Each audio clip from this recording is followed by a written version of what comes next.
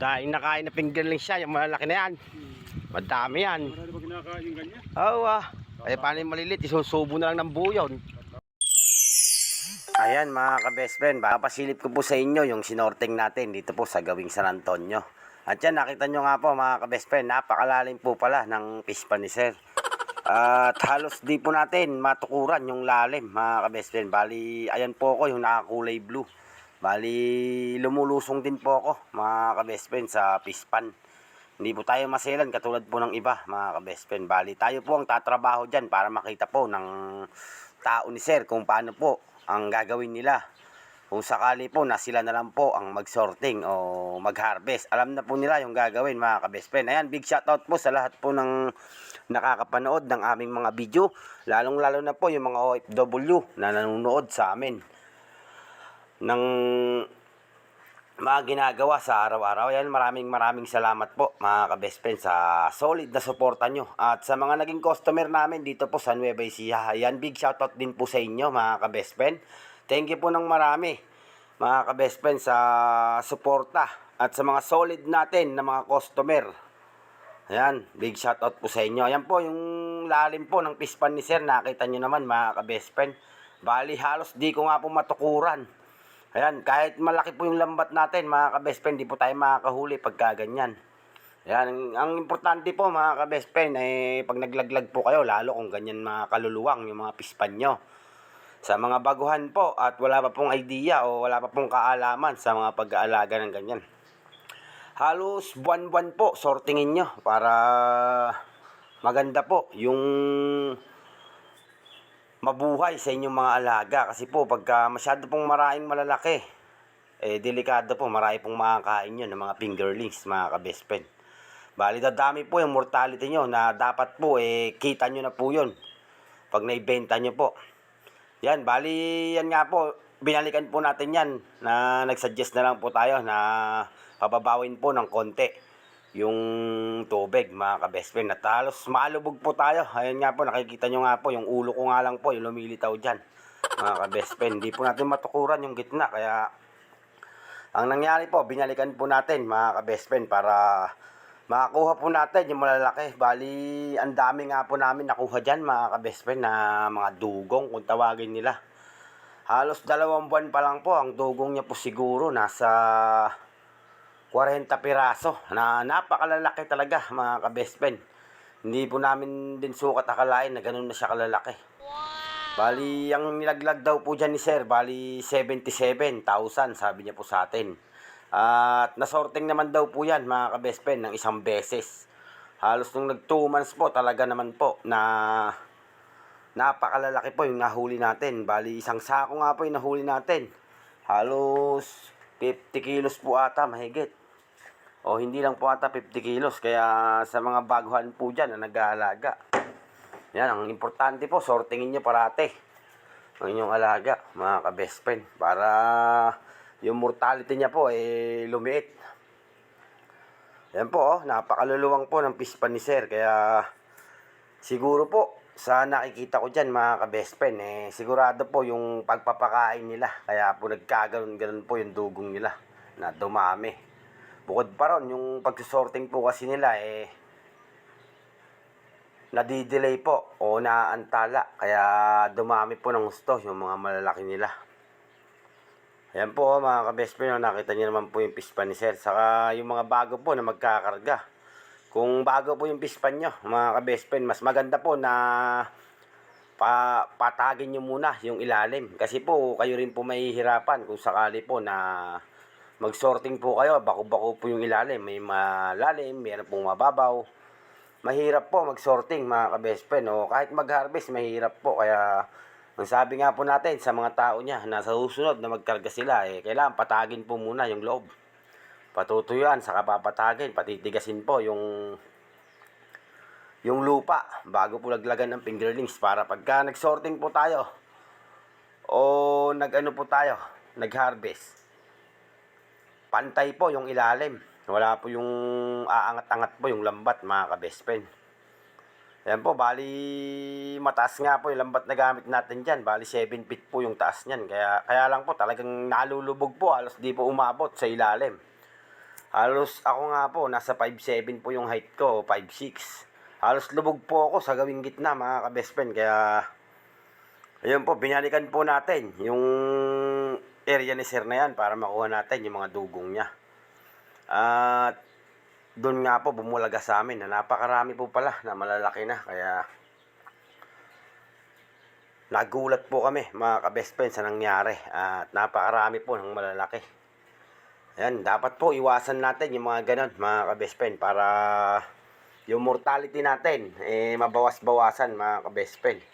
Kasi hindi natin alam mga ka-best friend kung ilan na po yung nakain ng mga dugong po na yon.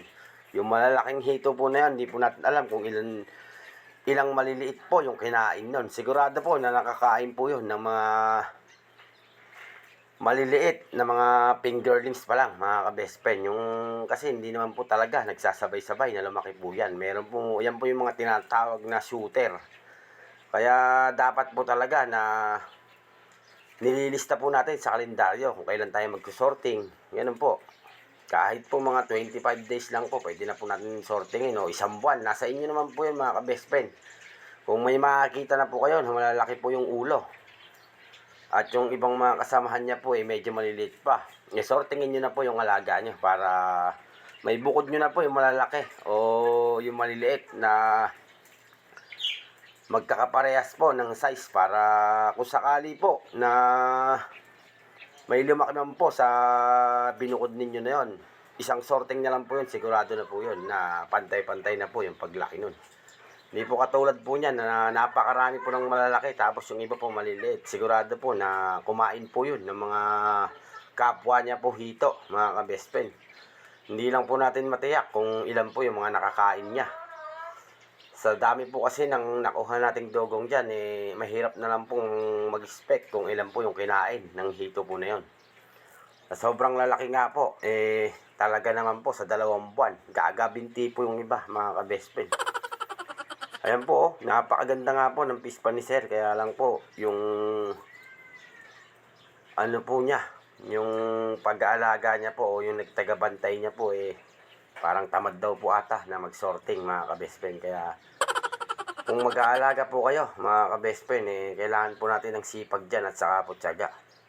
Saka diskarte po. Kasi po kung pababayaan natin yung mga ganong dugong, marami na pong makakain yun. Yung malalaki na yun, sigurado po ako na marami na rin pong makakain yun. Na maliliit na mga isda mga ka-best friend na imbis po na kikitain na lang po natin, makakain pa po ng mga dugong po na yun. Kaya sa mga baguhan po na nag-aalaga ng mga hito, fingerlings, ayan, kahit sa concrete po, mag-sorting po tayo kung kinakailangan po na makita natin na malalaki na po yung iba. At di po talaga magpapantay yung laki niyan sortingin na po natin mga ka-best friend para makaiwas po tayo sa mga ganito mga ka-best friend na eksena. Kumbaga po sa eksena po na yan, hindi po talaga natin malubos maisip na kung ilan na po yung nakain ng mga dugong na nahuli natin. Marami po talaga mga ka-best friend. Kami nga rin po nagulat dahil po sa dami ng lumabas na dugong. Yan po, bali ako nga po yan, yung nakakulay blue na yan, yung nakalusong sa pispan na yan. Nakita nyo naman mga ka-best friend. Halos malubog po talaga ako mga ka-best friend. Nakita nyo, nasa gilid na po yan kung sa gitna po yan talagang lulubog po ako Kaya naglubay po tayo o nilubayan po natin. Sabi po natin sa bantay ni sir na pahigupan po muna at babalikan na lang natin sa pangalawang araw para makasurbol po tayo na mahuli natin yung mga dugong. Kasi po sa pakiramdam ko po dyan sa tubig, nababangga po kasi ako ng mga isda na talagang mayroon po na malalaki na talaga. Yung mga sukat. Sabi ko po, marami pong dugong. Kaya po nung napababawan po yan at binalikan po natin mga ka-best friend. Ayan, sa susunod na araw, i-upload ko po rito para makita nyo po yung mga dugong na nakuha namin mga ka-best friend. Yan po kasi, nung malalim pa po yan mga ka-best friend, nakita nyo naman sa gilid na po ako, hanggang kili-kili ko pa po yung tubig. Kita nyo naman po mga ka-best friend. Ayan, shoutout po sa mga taga malalayong lugar na nagpipiin po sa akin. Ayan, salamat po sa suporta. At sa mga bagong followers po natin sa ating FB page at sa ating YouTube channel, yung mga yung mga bagong subscriber po natin, mga ka-best friend. Ayan, maraming salamat na po agad, mga ka-best friend. At sa mga solid natin na supporters, yung mga sumusuporta po sa aming mga video at sa aming mga good quality fingerlings. Ayan, thank you po ng marami, mga ka-best friend. Makakaasa po kayo, mga ka-best friend, na hindi nyo man po makuha lahat sa amin, yung mga diskarte na lang po, mga ka-best friend. Lalo kung baguhan po kayo sa pag-aalaga ng ganyan malaking bagay na po yun, mga ka-best friend. Sa mga baguhan po, napakalaking bagay po yun na alam nyo po yung gagawin nyo. Kung sakali po na magkaganyan po yung isda nyo, mga ka-best friend. Yan lang po talaga yung panlaban natin, mga ka-best friend, sa mga maramihan o malakihan po na karga. Talagang kailangan po sipagan natin mag-sorting kung may makikita tayong malalaki na, mga ka-best friend. Ayan nga po, mga ka-best friend, bali kami po talaga yung lumulusong dyan. Nakita nyo naman, mga ka-best friend. Hindi po kami na kahit marunong po kami, tigamanda lang po kami sa mga tao. Hindi po. Ipapakita po muna namin sa kanila, mga ka-best friend, kung paano po yung tamang proseso o kung paano po yung tamang gagawin nila. Para kung sakali po na magkarga po sila ulit at hindi po tayo available sa mga araw na yon, alam po nila kung ano po yung gagawin nila. Dahil ipinapakita po namin sa kanila kung paano po yung gagawin, kung ano po ipipiliin nila, kung saan po ilalagay o ibubukod po ba nila. Makikita naman po nila yon, mga ka-best friend, lalong-lalo na po sa mga nagbabantay ng pispan. Pag pinaliwanag naman po natin sa kanila, makukuha naman po nila agad. At yun lang, salamat and God bless. Thank you.